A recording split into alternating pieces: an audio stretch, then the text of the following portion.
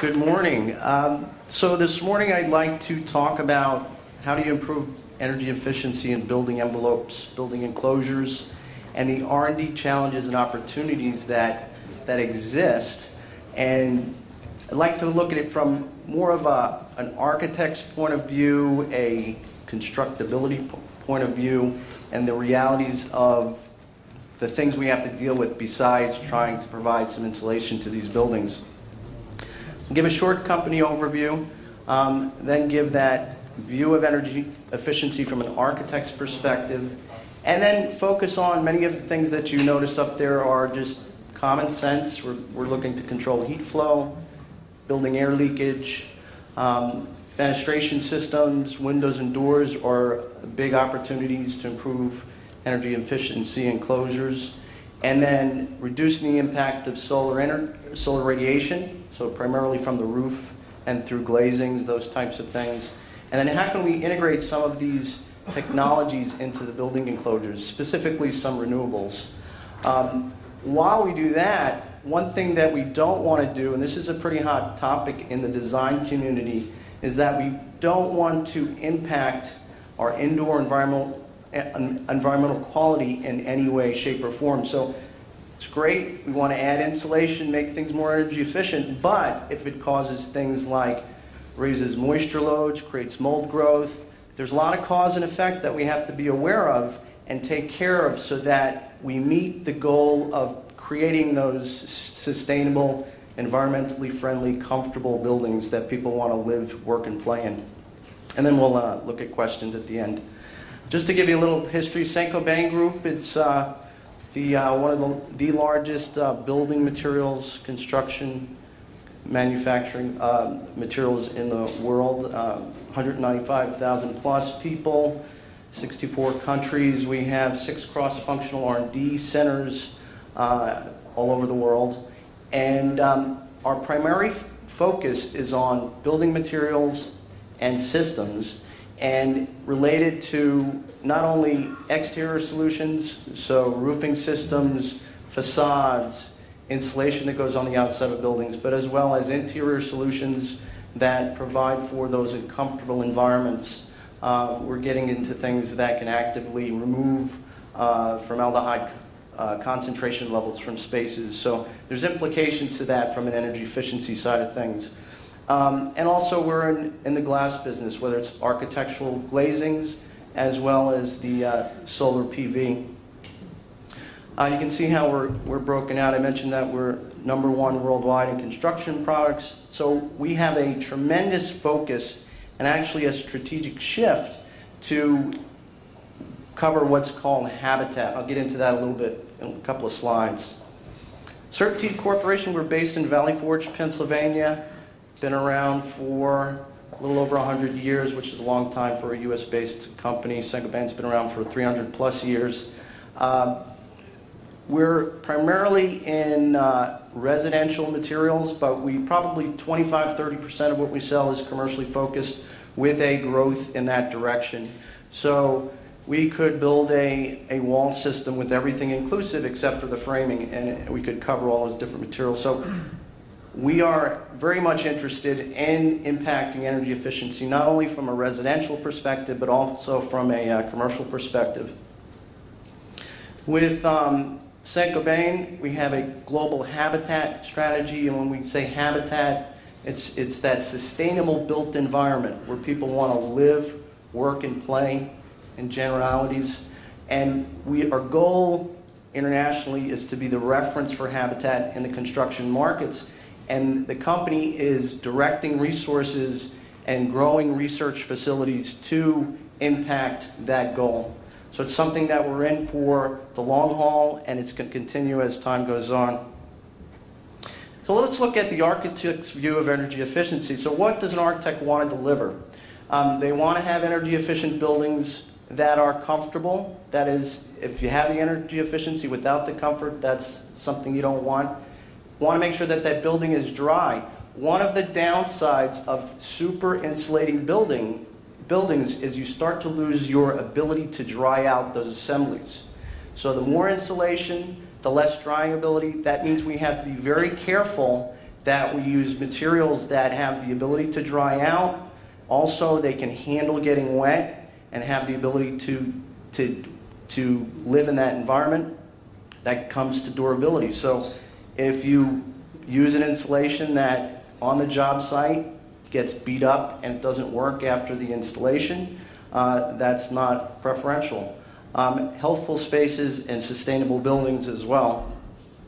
There's different ways to look at systems. So from a systems perspective, whether it's residential or commercial, industrial, there's different types of buildings that we have in the U.S. 40% of our energy needs go to heating and cooling and providing daylighting for those buildings.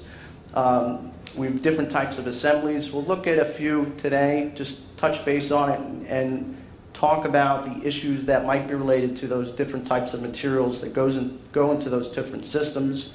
You can be sustainability based, so whether it's the conservation of resources, it's a durability issue so that the building lasts the time that it's allotted, and there's some plan for reuse and removal and reuse of products that live out their life so that that structure can be used for years and years to go. And then ultimately, we're all doing this for the people that live in those environments. Also, climate-based. We have one of the most diverse climate scenarios in all of the world. We have more climate zones than Europe combined, from our most northern parts to our most southern parts. And it's where historically, if you looked at the way the energy codes were written, there was probably 20, 24 plus climate zones that provided prescriptive tables on how to, what levels of insulation and what types of fenestration systems to use. Today, it's much different. Now it's 7 climate zones in the continental US, climate zone 8 is Alaska, and we consider moisture. So whether that's precipitation, ground moisture, moisture that comes off the ocean, so that's the marine environment on the Pacific. We have, temperate rainforests up in the Pacific Northwest. Those are things we need to look at. When we talk about comfort, the 3 things that IEQ, Indoor Environmental Quality, talk about are maintaining thermal comfort, indoor air today that are new, but you got to be careful how you do that because of the costs associated with it, and also some materials don't work the way that they thought they would. So when we control heat flow, primarily in building envelopes, we're looking at controlling conductive heat transfer through those systems. Building envelopes consist of many different layers. Just that image alone shows you the dramatic difference between steel and wood. So where residentially we can get away with a lot more because you're on the same order of magnitude when it comes to thermal performance. When you go to steel, it's like 1,000 times difference thermal conductivity, and it's a huge thermal short, a thermal bridge in that system that really can negatively impact the performance of the assembly. If we move on to other types of building envelopes, so foundation systems, okay? Basements, crawl space slabs, whether it's residential or commercial, thermal insulation is only one part of a multitude of things you have to do to get that system to perform right, okay? So the primary focus of that foundation is to hold the building up and to keep the water out. Insulation is a secondary thought. It's something that when you do it from new, it's easy to do, but after the fact, it's a much more difficult thing. So I know there's a lot of research that they're looking into today about that. Just here's a commercial building went up in the last 10 years in Philadelphia. It's an energy hog. All of those balconies are nice heat transfer fins. They're thermally coupled to the rooms and the spaces inside. Poor glazings. Actually, they did try to do a good job with the glazings. You'll see later they used a thermally broken double-framed aluminum window. But you have to pay attention to all of those intersections and critical details to get your efficiencies up in those building envelopes. Parking garages. How do you isolate parking garages? Not only from a thermal standpoint, but just think about all the nasty stuff that goes on in garages between exhaust, particulates, that if you have some really strong connectivity with the stack effect in a cold climate can really move that through the building and create health issues. So with reducing thermal bridging, Europe's ahead of the US and Canada, where they're looking at solutions to impact that thermal bridging. It's not easy. There's a lot of detail work, but it's possible with the technologies that exist today. It's just a matter of integrating that design process way up front and getting people to buy into it, and then saying, hey, it doesn't cost that much more to do this, and your payback is X, which is realistic considering the length of mortgages. Oh, I gotta go quick here. Masonry wall solutions, tough thing. Brownstones, what do you do on the inside, and also manage that moisture. We're limited to our cavity insulations, okay? It's transitioned from your standard fibrous products to your hybrid systems today, where they're combining spray foams and fibrous insulations to up the R values in those spaces. But really, you need some breakthrough technologies. There's some materials that exist, like aerogels and those types of things, vacuum insulated panels. Let me skip to here, they're selling those in Europe, okay? But the thing is, you have to be very careful when you install these systems because they are very fragile, okay? For this product, they have kind of a puzzle schematic to show you where to put your fasteners so you don't puncture the vacuum insulated panels. With aerogels, they're friable, and they haven't come up with a way to encapsulate them so that they can handle the abuse that they see on a job site. It's going to come, but it isn't there yet. With airflow, different types of things, and I'm going to quickly move through these. I got the 3-minute warning. But these are all areas that you want to disconnect from your spaces. Continuity is a necessity in these buildings. Bottom right, that's a pretty decent wall system. That's a high-performing school that was built in Philadelphia, but you can do more. One thing that we need is better insulations that aren't thick, because the thickness creates problems with facades. You have to up the expense of the facade support. You have to do lots of things with windows that are just very expensive and very detail-oriented and difficult to deal with. ABAA, Air Association of America, has a lot of good information on the different types of solutions that are out there. So residential solutions, commercial solutions, multifunctional products.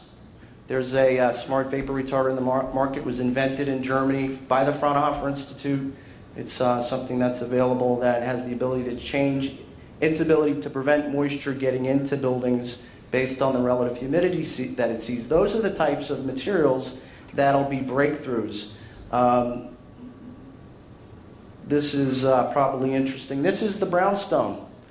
This is pretty standard fare for this type of facility. You'll see it in New England, all of the damage that gets done to the top of these walls. It's due to that air connectivity. How do you fix that? There's ways to do it, but it's not easy because of the details that are in place already. So that's the sort of damage you see over time. Okay? With passive solar design techniques, that's built into the way we should be designing from the get-go. There's things we can do after the fact. You can add shading. You can use cool roofs to try to reduce the radiative loads. Now you got to be careful because these systems, you put it in New England, and you better make sure that you don't have any air leakage paths underneath if you're using a membrane roof, because you can get moisture accumulation, because that surface is below the dew point probably a good part of the time. So other types of residential products that are in the marketplace. I'm moving along. But you just look at all those layers that you have to include in that insulation system that are critical to its success. You know, using thermally broken commercial windows, there's a lot of triple glazed windows in the marketplace today. But it's got to get into the mainstream, and it's got to be easily installable. There's more technical products coming out. Sage electronically tintable glass using electrochromic coating. This can be used in new or retrofit. It can be tuned to the climate that it's located to provide that solar shading. Building integrated renewable energy. That's a roofing system. That's the PV and the roofing system. And there's lots of things that you have to look at to make sure that it works. So with the world that we live in, these are all the things on top of the material itself that we have to consider. If you live in the Southwest, you got to be careful of that wildlife-urban interface and make sure that you have systems that can handle the fire load. So you can see all the different graphs that are there as well. So I mentioned the challenge of improving energy efficiency without compromising IEQ. Metal buildings, if you use a lot of thick insulation panels, there's no acoustics with that product, so you got to be careful about that. Glazings, the fact that if you're redirecting any of the sunlight, it doesn't melt the face of your neighbor's building, those types of things. But just summary of things that are challenges and opportunities. These are the things you need to look at